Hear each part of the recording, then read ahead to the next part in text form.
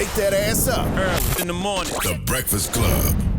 Yep, it's the world's most dangerous morning show, The Breakfast Club. Charlamagne the God, Angela Yee, DJ Envy. I think Envy's in Atlanta or someplace, right? He's in Miami right now. He was in Miami. He was in Atlanta. We were all in Atlanta, actually. We miss each other a little bit. But we got some special guests in the building, man. These brothers are on the front lines when it comes to, teaching our people about financial literacy. We got the good brothers from Earn Your Leisure, Rashad and Troy. What's going and on? for the first time on The Breakfast Club, a brother we've been hearing about for a long time, Ian Dunlap, right? Yeah, Dunlap. Dunlap. Yep. All right. What's up, guys? Good morning. What's going on? Welcome back from the Nile River, from above the Like crazy. So you tapped in. How was that? How was the Africa experience? Man, it was so amazing and so humbling. Like, we went to Nigeria first, and then we went to Egypt. So it was a very different landscape from Nigeria to Egypt.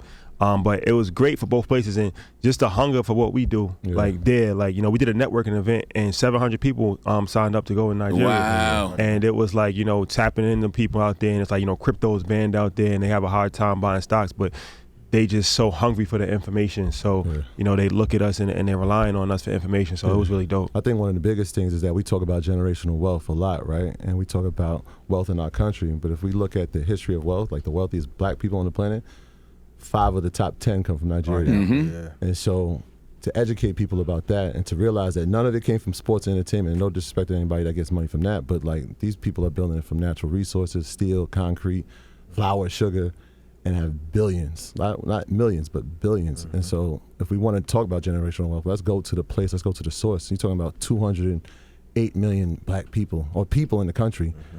Half of that population is under 30. So when Shadi's talking about that hunger for education, you can imagine what they get a piece of this financial literacy, what they can do, because it's a land of opportunity, for real. All right, so you said crypto is banned there. That's an interesting conversation because I saw this whole thing with our new mayor-to-be, Eric Adams, in New York City, talking about taking his first 3 paychecks in crypto, right, in Bitcoin.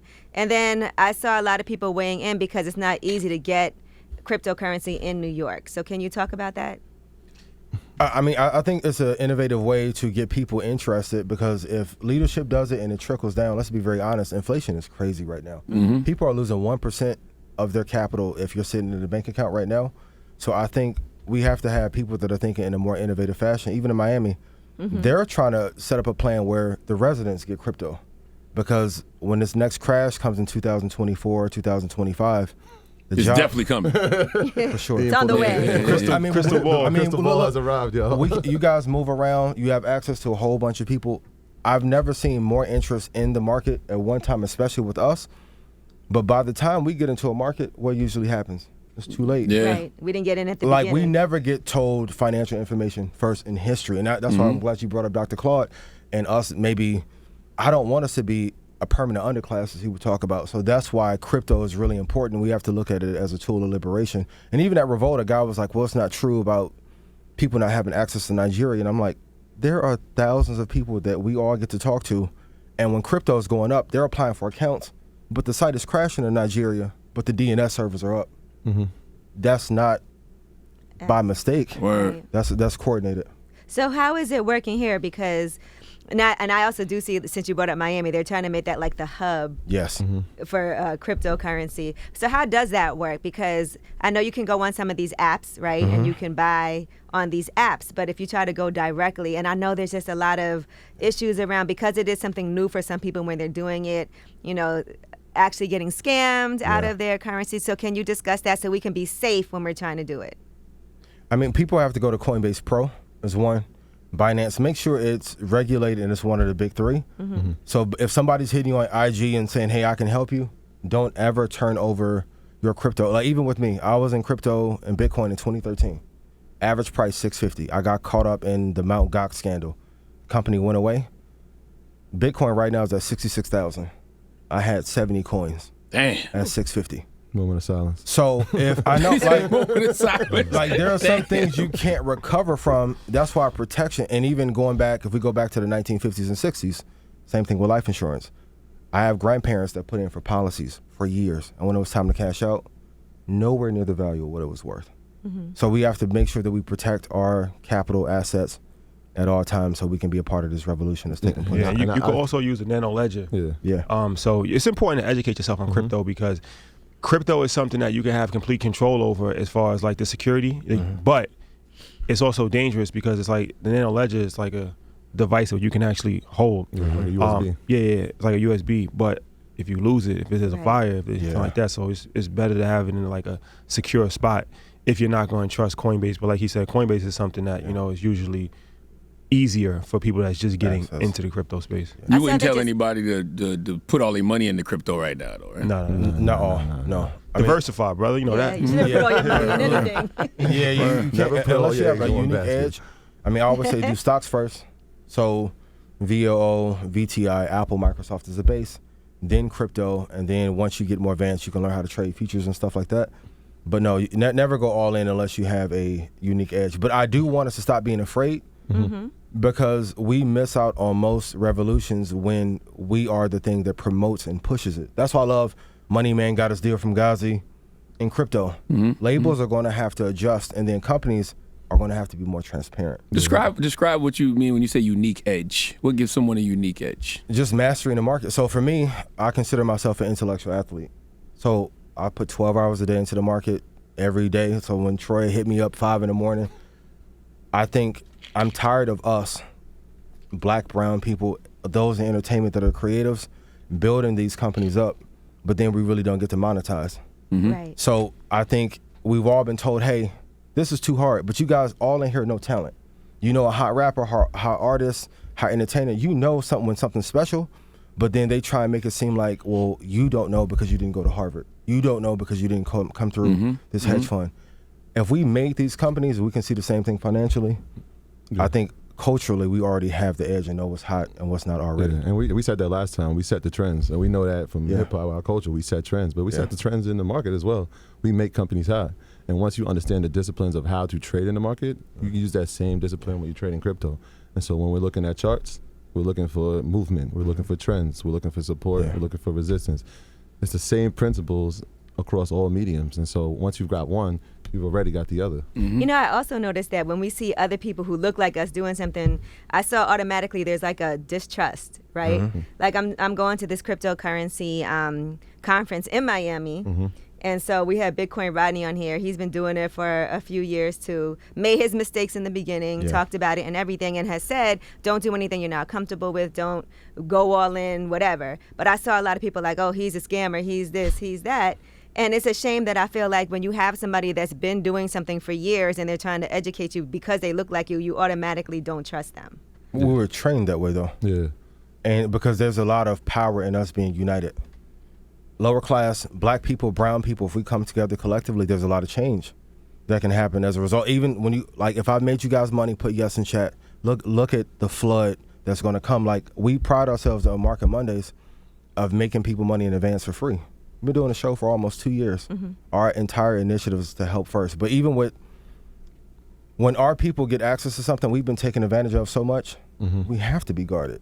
And that's why I'm like, it's important that we give this information for free, and then all the trust will be there. Well, I do want to say that's a big generalization, though, because there's plenty of black people that we do trust. And we definitely distrust white people when they come around asking us to invest in things But as well. I will say this, though. There is more benefit of the doubt given to white people. For sure. Yes. And like I never forget when I used to be a financial advisor and I was working, and this guy told me a while ago, he was like, yeah, just with the, we just got to make sure that, everything's official because, and I'm thinking to myself, like I told him, like, any big Ponzi scheme that you ever seen in history, it wasn't done by black no. Yeah, for sure. Bernie Madoff, all these, Exactly. they wasn't black. So I'm like, we people been scamming you your whole life, but you give them a second, third chance, 100th chance. So once again, it goes back to psychological being programmed and distrusting each other. But it is starting to, because we can't just say that is the way because we wouldn't be where we were at. Exactly. The people, because the people have championed us, and 90% of the people have been black and brown people. So we definitely are appreciative of that. But there's always more work and improvement to do. It's changing. Like if we, like you said, like our history with money has gone back for years, right? Even with banks and how we've been taken advantage of, and railroads and all that. But it is changing now because the number one thing we provide is education around the money. And so now you can see how we're making it. We're telling you, like, we're making these moves, and people are getting into these positions and saying, wait, I can make money too. Yeah. Right? And I told y'all last time, right? It becomes a transformational relationship because now I gave you information, you've applied it, you made something from it. Now you're going to tell him, he's going to tell his friends. That's community, you know what I'm saying? But and they see y'all winning. Yeah. See y'all buying how many bottles y'all bought the other night? Legendary night. Now, I was looking at that. I said, I cannot wait to ask them how you write this off. Like, was that just having fun? Donations. Food and beverage. Food and beverage. It was a company outing. Our CFO was in attendance. Yes. Now looking at some current events happening, I want to talk about Elon Musk selling off $7 billion worth of his Tesla stock. Yeah. And why would he do that? Because I saw a lot of people speculating on his motivation behind doing that. So for you guys as the experts, what would be some reasons for Elon Musk to do that? I mean, two reasons. It makes him look good in the public, but also, two, for tax purposes. And then third, people forget PayPal Mafia is probably one of the most interesting business conglomerates of all time. So you have Tesla, you have Peter Thiel, which he provided a lot of funding for Vitalik and Ethereum, Affirm. They all were in a clique at one time. Then they separated. Elon is one of the best investors of all time. So even last year, he was like, Tesla stock is too high. Then the stock came down 25%. Most people in business know how to invest automatically because they were taught that way. We're the only culture that's not ingrained in investing from the very beginning while building your business. So, are you allowed to say that as the owner of a company on Twitter, like Tesla stock is too high? If you Elon Musk, you can do whatever you want. You can get away with it. Because I feel like that's... The thing with Elon is that people have accepted him for just doing crazy. I was watching today, Bernie Sanders tweeted like, the rich need to take care of the poor. You're still alive? I forgot you're still alive. So if it was like anybody else that would have said something like that, it would have been crazy. But he could go on Joe Rogan and smoke weed, and he's become a fixture in pop culture, and that actually helps the stock. I think at this point because people gravitate towards him personally. So even if you don't have a Tesla, or if you're not interested in the car, you still believe in him. And he's probably the most famous CEO that we have in the world, and since Steve he Jobs, is the most controversial CEO also. So it's kind of like the Donald Trump thing. You hate him or you love him, but controversy sells. So is it time to buy the stock when he sold it, or what? No, you should wait maybe 2 or 3 months, like anywhere around 658 to 710 long term is good. But even with write that number down, Elon, the reason why he's able to get away with that for the same reason Kanye is, it's the value that he drives. Yeah. For 40 years, everyone was like, hey, you can only get 7 to 12%. And when you start allowing hedge funds to get 20 to 40% return, now you're a favorite because I can go to my clients and look like a rock star. So you'll deal with the Joe Rogan thing and him smoking weed. Yeah, he's also the wealthiest man in the world, right? Yeah. And so like, when he's looking sometimes. No, definitely now. Definitely now. But even when he tweeted prior to that, he was looking at there was like some issues around people taxing unrealized gains, right? And so that's money that you haven't taken out of the market. Yeah. He's looking at that and he's watching his stock go up. So he was like, wait, I'm gonna get taxed on this? All right. But he already sold before then. He used Twitter to the advantage. He like put out a poll, should I sell, yes or no? Of course, people were like, yeah, do it. So now he's like the people's champion. And again, he moves culture in a sense where who you see him with the next day? Kanye West. Yeah. So it's like, all right. Well, Elon pulled a Soldier Boy. That's all. He already had Break it down. I mean, listen, just saw Soldier come up here and have his viral moments. He's trolling for attention for mainstream because even 30 years ago, let's be honest, maybe we knew 2 CEOs at scale, right? Now he's one of the most popular, and we can argue he has more clout than Kanye, Jay, and a lot of people combined. So he's taken a lot of the things that, like, our culture influences every culture. This would not be acceptable from Steve Jobs 15 years ago, but Elon does it to get attention, which drives the value of Tesla. Then when SpaceX comes out, it'll have more value. And don't think Soldier don't know that. Soldier shouted out a website last week. We got some legendary content coming out with Soldier. Shout out to Big Draco. Shout out to Draco. What site did he give? Candid. That Candid website. That's our family's app. Shout out to Candid team. Shout out to Zenny. Yeah, that's our people. And they jumped to number 71 this weekend. Yeah, no, that's the after Soldier did that. He's a market mover. Yes. Angela, let me just say something, Angela, because that's something that people ask a lot, like when to buy a stock. So there's a lot of, and Ian could give a more technical breakdown as far as charts, but I know a lot of people don't read charts. So I like to do the 10, 20, 30 rule, where rule of thumb, you always want to buy low, sell high. You hear that a lot, right? Buy the But dip. the reason that most people lose money in investing is that they buy high and sell low, meaning that they'll look at like Dogecoin, right? And it runs up You're like, it's doing well. I gotta get it. Yeah, and I so don't want to miss this. what we call FOMO, fear of missing out. Yeah. So at the peak of it, they put all of their money in, and then it crashes. And then what happens is that instead of saying, okay, let me just wait because it's gonna get back up, psychologically you're like, I don't want to lose all my money, so I'd rather lose 50% of my money than 100. So then you sell at a 50% loss. So the only way to avoid that is not buy at an all-time high. So 10, 20, 30 is that, like, let's say a stock is $1,000, that's the all-time high. So 10% off is a decent price to buy at. Like $900 is a decent price to buy at. And you can put it on your watch list and see when it dips Exactly. to that. Instead of pending order, 20% is a really good price to buy at, and then 30% off would be Amazing. a great price to buy at. So that's kind of like the 10, 20, and then you can dollar cost average down. So like, let's say you have $10,000 that you want to invest, right? And you're kind of nervous because it goes down to 10%, but you think that 10% might be the lowest. You put 30% of the money in at 10. Wait. Then if it drops another, now you put another 30%. Wait. And then, so by buying on the way down, you're actually dollar costing averaging. So your average buy price is lower. Yeah. And let me give you the God's honest truth. Shout out to the show. Hey. About the meme coins and the shit coins. If you hear about Doge, Shiba late, you only have 28 days before you need to exit. If you get in early, you have 61. And people always ask, like, how do I come up with these numbers? If you look historically at all the ones that have run up, it's always time. Same with the artists roll out, you know when sales are going to peak. It's the same formula. And that's why I tell everybody in hip hop, I was in the studio with Jacquees, I'm like, if you guys are able to make culture know when something is going to pop, it's the same algorithm used in the stock market. And then over a 20-year period, if you hold any quality company, you have 0% chance of losing money, even if you bought it at high. So like VOO, an index fund, VTI, if you hold for a 20-year period. Tell them what VOO is, though they might not know. It is an S&P 500. So when you hear the market, they're usually referring to the S&P 500. But they conned us into saying holding long-term isn't sexy. And you know that holding long-term is the key because you never see any artist be able to do a one-year deal. You're holding on to all intellectual property for 10, 20 years, and then you can make the most money possible. Yeah, I don't even look at my S&P 500. No, Like, that's an easy one. You're up, right? Yeah. Hell yeah. Yeah, up a lot. And that's why even when I started working with like Weezy and Alex, it's like, are you sure? I'm like, man, if it don't work, I'll cut you a check for it. Like, he's notorious for that. Yeah, but it's like, but as a culture, where I grew up, I'm from East Chicago, Indiana. Grew up 5 minutes from Gary.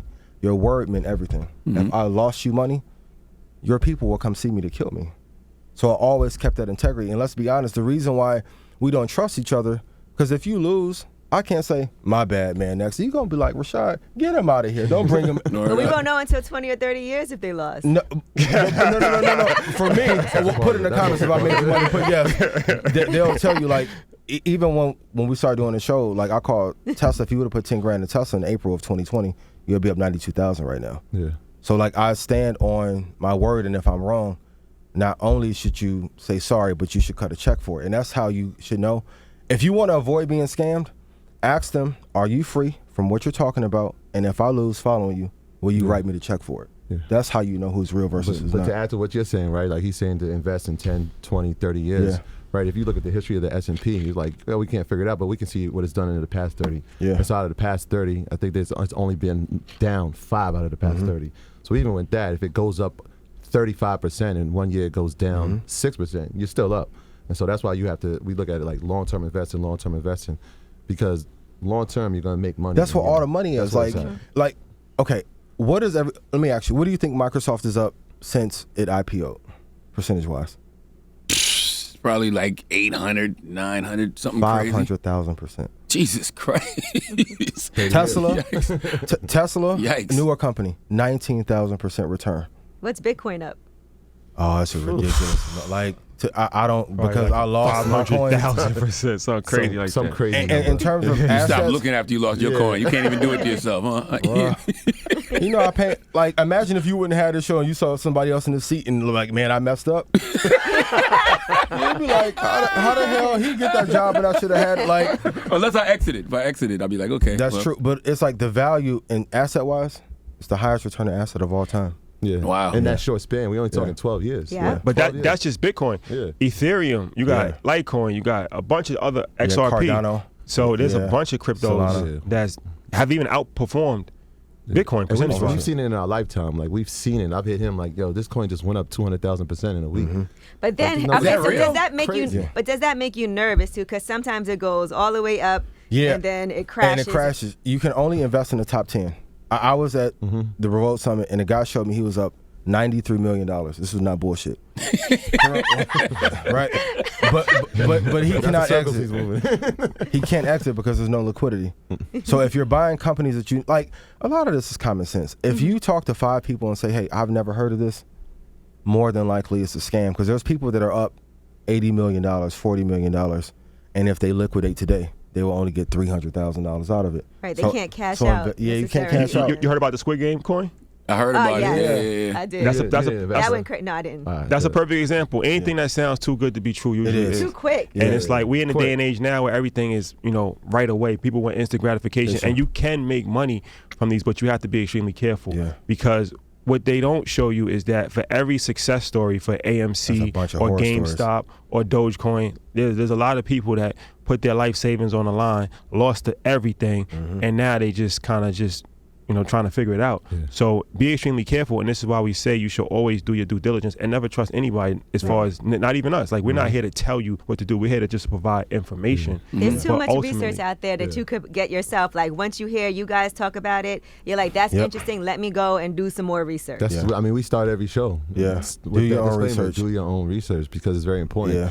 Crypto is a unique space and it's new. And if you lose money, there isn't somebody you can call. Like, when there's no 1-800 number. Right? And the truth is, like, call Charlamagne. I'm gonna tell you, call Rashad. But the thing is, like, no one is responsible for you becoming rich. Right. So that's why I tell, like, don't believe us. But once you see that the information is true, and even if there's something that I may not like, you may see value in it, and you have to build your own thesis around it, and then be comfortable, and that way no one can control you. A lot of times people hold this information because I want you as a client forever. My thing is, if I give the most, make people the most money, there's 1,000 favors I can call in from a bunch of different people. So please be mindful of that. What about people who want to have access to, say, an IPO, right? You can't just do that on the stock market. You have to go to... You got to go to private equity. Yeah, go through a fund. Right. So what are your thoughts on that? Because some people are like, man, by the time I get in and all of that, I can't even profit the way I could have. Go ahead. Yes, it's true, but that doesn't mean that you still can't make money. So, I mean, we just got to be honest. This is America. It's never going to be 100% even. So, yeah, of course, if you're able to get in on the angel side, and this is something that we shout out to John Henry. We actually got in on our first angel deal a few weeks ago with Loop Insurance. Ryan Leslie too. Shout out to Ryan Leslie. Shout out to Ryan He was Leslie. actually on the show talking about Loop Insurance. Yeah. John, a good brother. I mean, this is something that, right now we're in a financial revolution. I just did a TED Talk I call the financial revolution. Any revolution, you got to fight. And the fight doesn't stop. You break down one barrier, you got to break down another barrier, you got to break down another barrier. Right now, we're in the information barrier where now people are finally getting information, because for a long time, people wasn't even privy to access to information. So, like even what Nas said, I invest in information because we wasn't privy. That's a real dope line for me, because I feel like for a long time, people wasn't privy to information. The next level is access.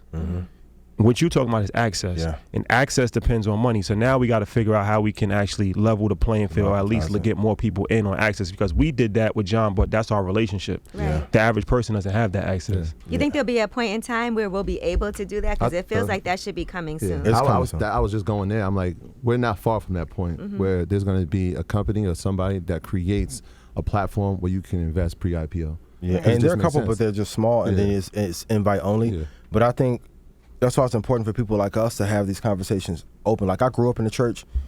Shout out to my grandma and everybody at St. Luke back home. But I feel like I wish church did more of this and taught about and did 30 minutes of sermon and then 2 hours of action. But if we start to have some people open up these platforms, and if they know that we are interested in it, because we're driving the market up for sure. Like, even being in like they're in Loop, I'm in Loop, Gemini, Kraken, but I'm having private conversations. Now, you guys should, honestly, if you wanted to, I would contact 100 private equity companies and say, just put me on your email list for what's coming out, and then get in. Like, even for me, when Facebook was first out, I tried to convince my family to put $100,000 in to invest as an angel. That return would have been $38 million. They were like, I don't want to invest in this company. And I'm like, now all of my family's on Facebook all day arguing. About how y'all they should have invested in the company. Yeah, and then just arguing about drama and family stuff that's going on. And it's like we have to invest in ones early. And that's what I always feel like we downplay how much we know. And then if we know who's hotter between Cardi, Nicki, Sweetie, City Girls, we know which companies are better using that same lens. If you just say, hey, who's hotter, who do I like more, who do the people love more, that's easy to figure out. It's the same valuation process. You're absolutely right, Ian, but you are somebody you wake up, you breathe this, you eat this, you sleep this. Average person does not. So that's where you come into play to tell them who's hot. Yeah. And we got to trust you. That's why we got Market Mondays. Shameless plug. And then also just too many apps out there that you can definitely get in and not have to be an expert and not have to have a ton of money. So there's just too much accessibility. Yeah, like public. I love public. Public, like information is easy. I feel like, and you guys can tell me your perspective, I feel like we have more access to information, more access to people, but we care about them less. Right. Like people aren't diving in deep enough. And then I always tell people, I love this company, but the biggest key to your freedom is keeping this thing off. Man, tell them again. Like, Lord have mercy. No matter how, and I've had family members and friends that have had issues with addiction. I've never known any person to use drugs or drink 16, 17 hours a day. Word up. So if I'm on this platform all the time, they're monetizing it, but at the same time, what if we put 16, 17 hours into helping, and I help you, and I help you, and we help each other? That is the real blueprint. Like, I know you're big on the digital minimalism. That is the key, because then you can work on the things that matter to you, staying off social, and then you can have the change, because they're taking our attention and monetizing it, and we're not getting anything. And then one other thing before we switch topics. So you're talking about the private markets. We talk about the public markets a lot as far as the private markets, but one thing that we need to invest in private markets, but we also need to have more black companies on the public market. Yes. So there's 3,000 stocks on the stock exchange, something like that, and 12 of them are black owned. Ooh. So that is crazy within itself. So it's like, now we need to start focusing on taking our companies public. Like, we think too small-minded because we wasn't, once again, exposed to it. We wasn't exposed to the information. It's not really that hard to take a company public, but we don't even think about it. Why right? would somebody not want to take their company public? But I'm gonna just add to what he's saying. The interesting part is, if I ask anybody, like an average person, like, can you name one of them? Probably couldn't. Right? Out of the 12, you probably could. Even though there's 12, you probably couldn't name any of it. But this is where the change is happening, right? Because we're watching, especially in 2020, where retail investors, like the everyday person like you and I, are moving markets. And so the next stage is, all right, we're actually going to take a company public. So if we're moving markets and we know we have support and we know we have finances at this point because people are investing, the next stage is, all right, let's get behind a company, let's go public, let's have everybody have public shares of it so everybody can have the wealth. You know what I'm saying? Yeah. Question, you talked about, Troy, you talked about the S&P 500 was only down 5 times over the last 30 years. Last year was one of those times, right? Last year? No, not last year. Okay. Last year was a great Last year was the shortest bear market in history. So what happens is I'm talking about like in springtime, like early, like it was in the down, beginning but of the year. we gotta go from the beginning of the year to the end of the year. Okay, got you. That's how they count the year. So you. we usually have the stock market works in cycles, where we have bull markets and we have bear markets. So the average bull market usually, it used to be 7 years, and then the average bear market would be like a year and a half. But we haven't had the last bear market was the shortest bear market in history. It only lasted a couple of months. Before that, the last bear market was 12 years ago. So a lot of people was always saying, like, the stock market has to crash. But what we're in now, and I'll let Ian speak about it, is that we're in a different economy now, where the Fed is putting so much money into the economy that it's not letting the natural cycle of the market take place. Like, the stock market is kind of like any natural disaster. There's lessons in nature. A natural disaster is meant for purification. So like a volcano or a hurricane or a forest fire, that's actually supposed to happen. It purifies the soil, and then it's just unfortunate that people live in those areas. The same thing with the stock market. It's actually supposed to happen, but now we got so much money being pumped into the economy that not only is it affecting inflation at a rapid pace, but it's not actually letting the market actually flush itself through. So that could potentially cause problems, because now what you're seeing is the stock market just keep going up. It needs to reset itself at some point. That's just the natural theory of it, right? Anything that goes up must come down. Like real estate. Like anything that goes up, it must come down. And so we're watching it cautiously, like, all right, at some point there's going to be a pullback. At some point there's going to be a correction. And so a correction is anywhere between 6 to 20% decline. Yeah. And those are the best times to get in. And that's the best. Like, so when we're talking about when's the time to get in, 20% You have to decline. load. And that's what happened last year. Corona, Yeah. pandemic happened. I mean, I never said it publicly because I waited since 2008. I was elated when it happened. Because like, look at it like this. Nah, it's true. If a brownstone set on fire and somebody came to you and said, "Hey, I'll sell you my brownstone for $43,000," you would be all over it. Right. That's what happened in the stock market. And then the reason why the like he talked about, the bull market went up so much, the Fed printed 26% of all money in history in 1 year. So now every market is up. Crypto is up. Stock market is up. Public and private markets are up. Businesses are booming. Even after the PPP stuff, like people are spending more money than ever. But if this next crash happens and they don't print as much, we're going to be in danger. And Ian, that's interesting that you say that because that's true about real estate, like you said, right? Because there's some people that are waiting for these foreclosures to happen, They're not and that's happening. Unfortunate. But then some people are elated when that happens. Yeah, and even with real estate normally gives 7 to 12%. The average return this year is like 19.2% return on real estate in 1 year. And then people are getting priced out of area, and that's why gentrification is so key. And that's why I was telling people earlier, like, once your grandma passes, God forbid, or any family, keep it in the house, in the family, and at least for 2 or 3 generations. Because if you sell the property and it goes up triple in 3 or 4 years, you're going to be in a lot of trouble, and you're going to have FOMO. How I did, like when my coins got stolen. One of the real estate I ever heard was there's opportunities in every crisis. Absolutely. And what he's talking about is just that. And same thing with me in 2008 when the financial markets fell apart. I was in college.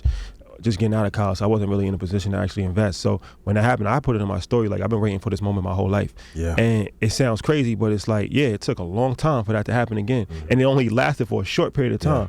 Who knows, that might not happen for another 20 years. So the thing is that when those opportunities happen, you're gonna have 2 types of people in this situation. You're gonna have the majority of people that's gonna suffer, but you're gonna have a few people that's gonna get extremely wealthy. And that's what happened during the pandemic. The rich got richer and the poorer got poorer. Yeah. And you had some people that actually benefited a lot during the pandemic, but you have to be in a position where you can actually benefit. 2 ways how you can benefit from any crisis: A, information and knowledge, and then B, capital. Yeah. So you can have all the knowledge in the world, but if you don't have any access to money or money, then you still can't really do anything. And then you can have all the money in the world, but if you don't have knowledge, then you're not going to do anything as well. So this is why you have to constantly prepare yourself, because there's going to be another opportunity. You just don't know when it's going to happen. But when that opportunity happens, the people that's going to benefit are the people that's prepared. Right. Access to information. My guy Humble hit me. Yeah. He was like, bro, now is the time. Don't wait. Do it right now. He told me the amount. I did half of the amount. I think we got a call about that. I did half of the amount, but I'm glad I did it. Yeah, it goes back to the first thing you said. Like, this is why you don't put 100% of your money in one thing, right? You need to have money on the sideline. Like you said, we've been waiting a long time for this moment. We're like, yo, 2008 ever happens again, we're going to be ready. Unless you know people that when crashes happen, they're putting 100% in. Like, privately, you guys should all ask people when they're talking about investing in anything. Ask them how much skin in the game they have. And a lot of times when people are doing big deals, they're not telling you because they don't want you to make as much as them. You guys have done a great job at surrounding yourselves with people that want to see you win. But when these are, and for those who are listening, like, well, I don't have a lot, start small. Start because it's about the habit of doing it. It should be the first bill you pay every month. Let's be honest, in any recession, if you pay a car note, cell phone bill, if you have any hardship, they're not going to give you anything. Right. You have to pay yourself first. And then when these big moments happen, then you're like, oh shit, I'm already prepared because it's on sale 50%. Create that discipline. Yeah. Question: I want to like for the Christmas, I was thinking about. I'm definitely buying my daughter some stock. Would you? Should I buy get all of them at S&P 500 or get them individual stocks? It's the easy formula. You need 2 tech, 2 index. Okay. So I would get. How old is your daughter? 13, 6, and 3. I just had a newborn. Yeah, I would do Apple, Square, VOO, and VTI. The reason why with Apple, I think Square is going to be the new JP Morgan for our generation. But Apple, in terms of the metaverse, and we can talk about that, they're going to dominate when it comes to the VR and AR lens, and they haven't even announced their crypto project. And the health.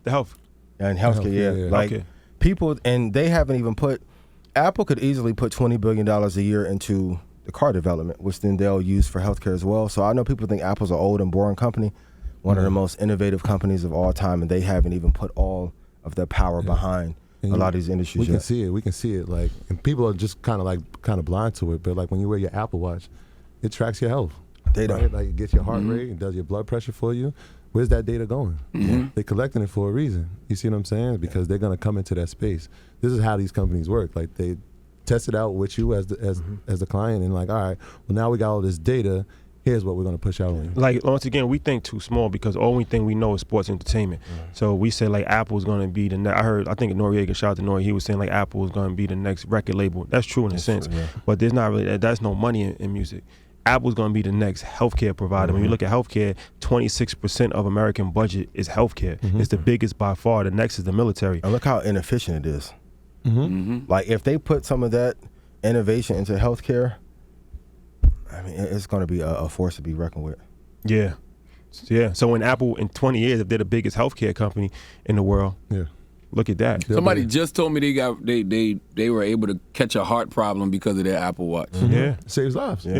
Yeah, I think there was a story actually on 60 Minutes where a man was hiking and he collapsed. He had a heart attack, but he had the signal on his watch. So the ambulance was able to find him. The heart monitor elevated to a point where it alerted the emergencies, and they were able to save his life. Maybe that's why I heard that. Yeah, and then like even like we talk about blockchain technology. It's not just crypto. So now imagine if you could send your medical records directly from your iPhone or your iWatch to, you in Hong Kong, to the doctor that's performing open heart surgery with you in a matter of minutes, and now he has your whole medical records from the time you was born to the time you're 50 years old, and now they know exactly what to do, what you're allergic to, what all of that stuff. When we traveled to Africa, we were trying to find our health records. My mom was like, yo, here's your birth certificate. I'm like, yo, what? Like, what am I doing she had with to it, dig for that, but imagine if we could have that on the app, easily. On 2 minutes. On the app. Yeah, and then Apple's doing that now, like with the ID. Right? Yep. And they're trying to put the bill on the state. They're like, listen, we're going to go ahead and do verification to identify your citizens, but you're going to have to pay for it. But like, that's it now. Now what? That's the new wallet. Your phone is the new wallet. Absolutely. It already is. It has your And money. then even sleep habits. Exactly. I know you're big on mental health. How much you're using social. Tim Cook has been talking about that a lot. Like, we need to put a lot more throttling on that. So now if we can see health, how much time you're spending with family and friends, sleep, that's way more efficient than United Healthcare could be or any other healthcare company. It's like subconsciously happens, right? Your watch will tell you, breathe. Yeah. It's like, wait, what? And then it all plays in. So you're talking about, so you're on your phone anyway. So we're talking about the metaverse and all of these things. Who's in a prime position to actually be the number 1 or number 2 company in metaverse? Apple and Google. Google, different things like that. But Apple, really, because you're already in a virtual world already. So now all they got to do is just make the glasses, which they already been working on. Them. So now when you can just, it's not really far-fetched for you to spend 10 hours a day in the metaverse because you're already spending 10 hours a day on your phone. I'm dreading the metaverse, bro. Why is that? It's already been here. Anxiety. But I also think it's going to take away people's natural instincts to hustle. I agree. You know what I mean? Like, some things you're going to have to leave the house for. I think so. The metaverse is a new opium because of what's to come. Like, by 2030, they want to cut the job market down by 25% and replace it with automation. We're going to be the most affected. And we've seen this in Black Mirror. So what are you going to do? But if I can put on this lens and I can pretend that I'm you or That's you, right, with this amazing line and shape up you got, right? But you don't have to go to the barber, by the way. And let's be real, like, shout out to my guy. I know you get mad when I say this, but it was like, I have some homeboys, when they play 2K, he'd be like, yo, I got a championship game tonight. I'm like, who the fuck you play for? Exactly. But they'll be in that shit 16 hours, dope as drip, like, but they've already been indoctrinated. And my son loves Fortnite, and I'm listening. You go to And it's concerts. grown. My kid is 6, Word right? up, man. But it's guys who are 30 that are in Fortnite playing for 7-8 hours, and he making me spend V-Bucks like crazy. We already have been there. I don't have to be successful in real life anymore. But there's opportunity in that, right? Because it's a new space. And so, like, you talk about concerts. Now entertainers have a new space that they can actually have revenue from, right? They have a virtual concert. They don't even have to leave their house. Travis Scott was doing that on Fortnite. He did it. I think 21 Pilots did it. Gucci had a whole release on Roblox. But let me ask you this. It's happening. To play devil's advocate, what if you saying you don't have to be successful in real life? What if real life becomes metaverse?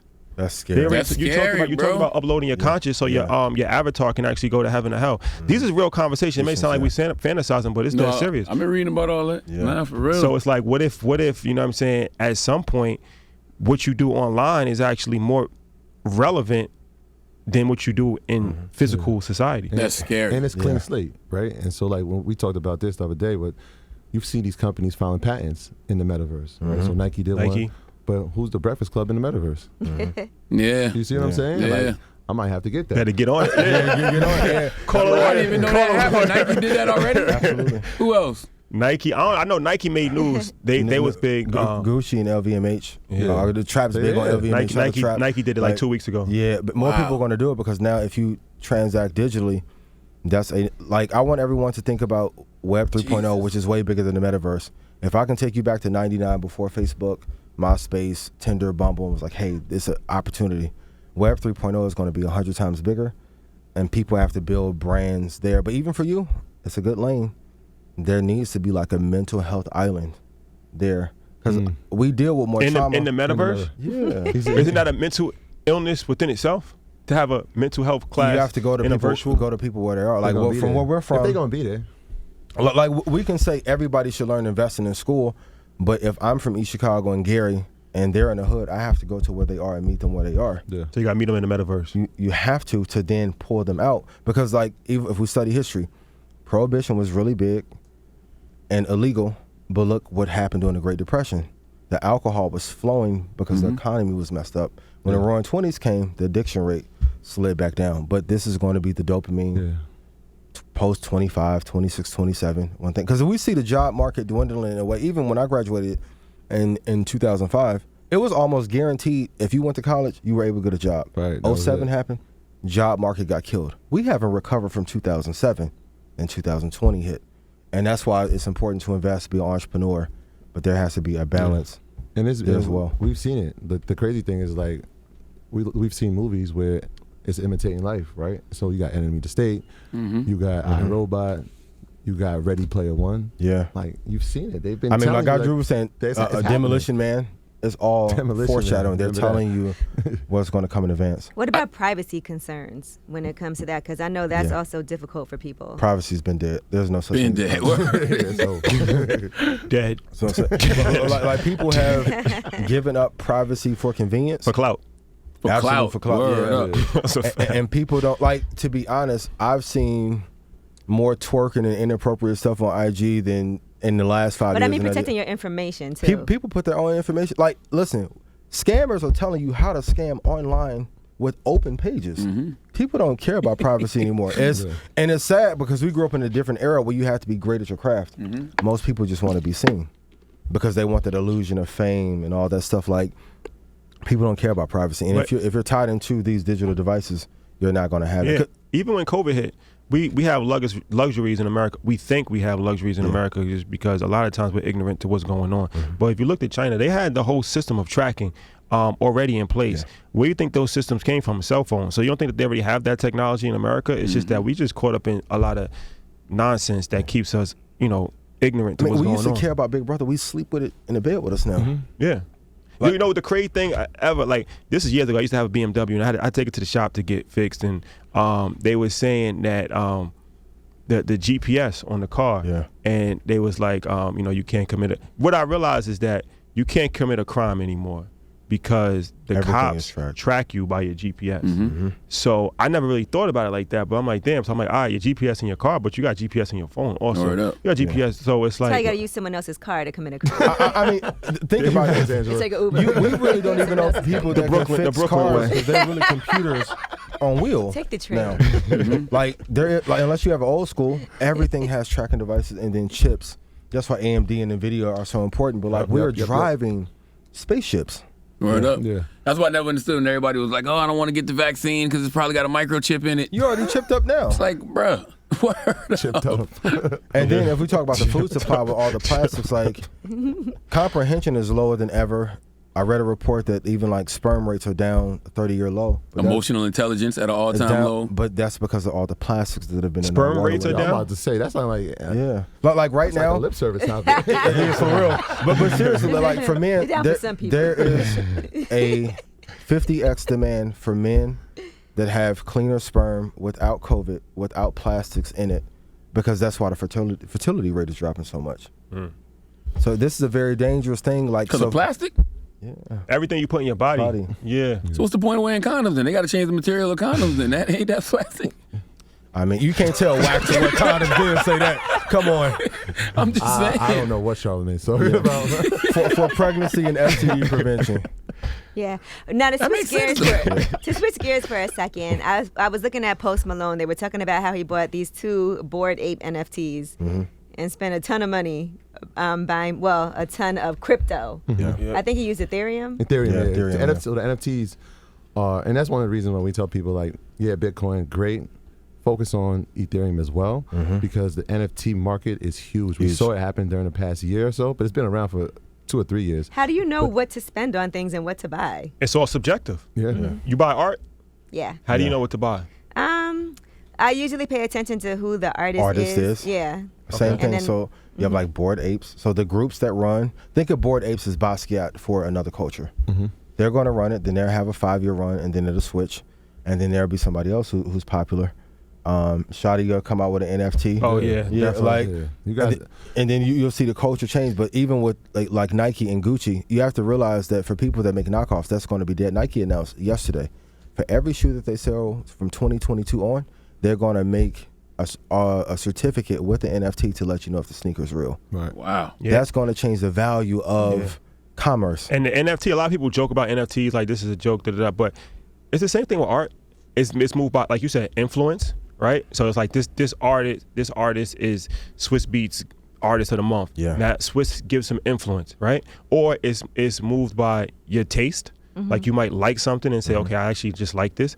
The NFT is no different. So when you see a monkey that sells for $5 million, people's like, this is crazy. But I mean, in Art Basel a few years ago, they had a banana on a wall that sold for like $10,000, and it was just a banana peel. Yeah, it was at Sotheby's. So it's like this ridiculous stuff has been happening in the art world for a long time. It's just now that it's digital, people don't understand it, so they're ridiculing it. Yeah. But it's really no different from what we've been doing for a very long period of time. Guy bought a Wu-Tang album for $1 million.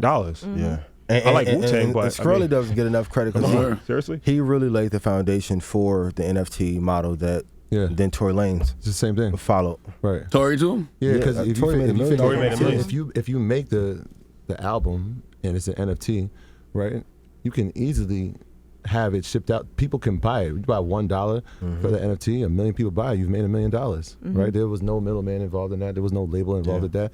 That's straight to consumer. You guys should do that for your podcast. You do flip service. You should do it for Brilliant. I know. I was thinking You know, about doing something some. but you get ongoing commissions. Right, so like I so buy they it for sell it. $1 and then it goes up to 10, right? I'm getting commission. I set the commission that I'm gonna get for every sale of it. So there's a guarantee that one person out of that million is gonna sell it, right? Because they say like, all right, well I have it. It's a limited edition. I can sell it for a profit. Let's say I sell it for $10. If I set my commission at 20%, I'm making money every time that thing gets sold. John Michel Basquiat, I think the most he ever sold a painting for in his life had to be under $100,000. His painting recently sold for $100 million a couple years ago. He didn't get that. His family didn't get that. So imagine if his estate got 10% royalty off that $100 million. Now he would get $10 million. His estate would get $10 million. Now, in 50 years, that same painting might sell for $1 billion. And he probably sold it for $10,000. And he's gonna make money every time it's sold. Every So time it even the sells. fact that it got up to 100 million, it's probably been sold a bunch of times before that. So, They should do that with real life art too. It's just hard. It's hard to track. hard to It's hard to track. Like, you know, and that's the beauty of the NFTs is that it has blockchain technology attached to Right. it, where not only can you, because that's another problem with art. There's a lot of fake art out there, and you really can't tell. You could just paint something, Unless and you it's have just. seen art. But now with the blockchain, it's one of one. So not only can you track it and make sure you're getting paid. And that's one shout out to my bro 19 Keys. He said it at InvestFest, where it takes away the trust factor, especially for us black people. It's a big thing that a lot of times we might not trust each other. You don't have to trust me. You have to just trust the technology. Yeah. So now we sign a smart contract, and it's in place. And as long as that contract is in place, I'm gonna get paid in perpetuity. So now we don't have to worry about handshake deals or this lawyer is not right, that lawyer is not right. And You this have is no choice. yeah. that's the It's benefit gonna of it. happen. Even if you went to Hong Kong and try to sell it, it doesn't matter. Like I could Right. be here in New York. As soon as it's sold, the contract is there, I get paid. And And that's truth why I be- said yeah. Ethereum, because that NFT's base, it's all built on Ethereum's platform. Right. And it's going to change the entertainment industry forever. All the deals and horror stories we heard about people being taken advantage of, that's going to die because now you're going to have more transparency than ever. So if I say, hey, we're going to do a deal for $100,000, but I tell Rashad it's $250, can't do that anymore. Now you're going to have to do, and even the way we approach the market and doing our show to give first, it's nothing unique. It's the way business used to be done, but I feel like they pulled us away from doing that to create distrust so we won't work together. Because if we power together and promote each other and lift these companies up and take them public, that is a hell of a change. Do you have to pay taxes on cryptocurrency right now? Yeah, you do. Absolutely. Yeah. Absolutely. Yeah. Don't play around with There's it. no way around They gonna want their money, rain, sleet, hell, snow. Yeah, for real. You gotta pay the big regardless. Making sure. That never goes Before we wrong. get out of here, Ian, what's that on your lapel? What is that? Oh, I just have the mic from my videographer. Oh, okay. That's the block and Yeah, blockchain. They got the vaccination Metaverse. booster. It's not really him. It's his avatar. Yeah, I know, right? This is my alien communication device. Hey, as always, tell them where to find y'all, man. Earn Your Leisure and Ian. Yes, earn your. But before we go, we got a dope show at the Apollo. Yes. On Black Friday. Let's go. Yeah. It's almost sold out. Shout out to Dipset. They will be in the building performing. Yes, Market Monday. So myself, Troy, and Ian, we gonna be, and that's dope to really think about it. Like I told my style, shout out to Mike B. I'm like, yo, we performing at the Apollo, and he didn't really understand what I was saying. He's like, what do you mean? Like, what do you mean? I'm like, we going back. He's like, what do you mean? Like the Apollo? Yeah, my family asked me like, who else gonna be here? I'm like, it's us. It's me, mama. So it's like Alicia Keys just sold out the Apollo. So now for us to sell out the Apollo, for financial literacy, Word. it's a shift happening. So go to marketmondays.com to buy your tickets. It's almost sold out. But once again, shout out to you guys first and foremost, because both of you guys have been on our platform. Angela's been on Market Mondays. Yeah. Charlamagne has not been on the platform. We yet. got We got something for you. That's a shame. Yeah. That is a shit. He's the only one actually that I think Shout out to about. Black Effect. I be learning. What would I offer to the table? You're I be learning from You're a y'all. mogul in the Like, game, man. But shout out to y'all, man. Really inspirational. And me as well. this. Shout out to him. And really- people like to see people who don't necessarily have all that knowledge. I've been on there. I don't know a lot about, I'm still learning. You know more than you. No, you killed it. Your episode Yeah, went crazy. was amazing. The episode went crazy. I'm still learning all the time, but We all I'm are. fascinated by it. So Yeah, that's yeah, why yeah. I'm always like doing my research, playing around on the apps. But that's I know enough- everybody. I don't want you to feel discouraged now, because a lot of people feel like that way, right? I tell people 3 years ago I was teaching kindergarten kids in a physical education setting, right? Called the gym. I know. Why The did gym. you phrase it like that? Yeah, I'm like, You teach the gym to kindergarten. Physical education center. My whole thing is like, yo, he got the cleanest way to say gym teacher in the world. I was a health teacher teaching physical education in a basketball court. That's why I said But gym teacher? But the reality is this, right? Like now, 3 years later, they're saying like, yo, you're a financial expert because I took the time to study and dedicate myself And he's to buying it. out the bar. And the visionary, We that's buying funny. 25 bottles. I told Meech would be proud. But You just have to do it. You just Seriously, gotta do it everybody and has, you dedicate your just time have to to get it. in. Yeah. And I want to say this before we wrap up. If you know one business, you know other businesses. All business is the same. If you know real estate, you've mastered media. You guys built one of the biggest shows of all time in the media space. You know what to invest in. I want us to stop saying that we don't know. I think everyone thinks they have to be Warren Buffett. Everyone in here has a company that they know is going to do well, that they love. A lot of it is just common sense and then starting small, because it's not just about us. You can impact your friends, you can impact your friends, you can impact yours, and especially tying into the mental health. A lot of people have anxiety around investing, and it's so much we weren't taught. We weren't taught how to love and how to build a relationship, which that will lead to generational wealth. We weren't taught how to invest. We weren't taught to have these conversations together. So you guys know more than you think that you know. I started a whole investment group with my girls. So See? instead of Shout out to you. so Angela's on it, man. That's in the group chat. No, that's a fact. Yeah, I know, right? That's a fact. I love the chat. We gotta get on a lip service too. We'll talk about that Oh later yeah, on. for sure. But thank you guys for having us. Thank you, Earn sir. Your Leisure. Shout out to the Black Effect. Make sure you tap in with Earn Your Leisure on all podcast outlets. And Market Mondays took the world by storm. So check out Market Mondays every Monday at 8 o'clock Eastern Time on Earn Your Leisure's YouTube channel, and it's on all podcast outlets as well. And follow us, Earn Your Leisure. I'll let Ian, Troy, you want to say anything? Yeah, shout out to Assets Over Liabilities. Right. Shout out to our Revolt family. Yeah, shout out to Let's them. do it. Lip service. Ass over liability. That's Lord have funny. mercy. Now they said Ass can become a liability. Ass can become a liability for That's real. the biggest liability. So we was sitting with Shiggy, and he was looking at the shirt, and he was like, "What did it say? Ass over lies?" That's funny. Give me your info, Ian. You can follow me on Instagram at The Master Investor, and my site is joinredpanda.com. And if I made you money, put yes in chat. Now he'll write you a check. Put yes in chat. I'm gonna get that shirt made. Put yes in chat. Now, I'm always appreciative of y'all brothers, man. Earn Your Leisure, Ian. Gotta salute my man Trap. Gotta salute my dog, Shout out to Wall Street He was Trapper. in there with us. I saw him, but he's like, I don't even drink, but I bought 20. I was like, what the hell? Going crazy. Responsibly. Responsibly. It's the Breakfast Club.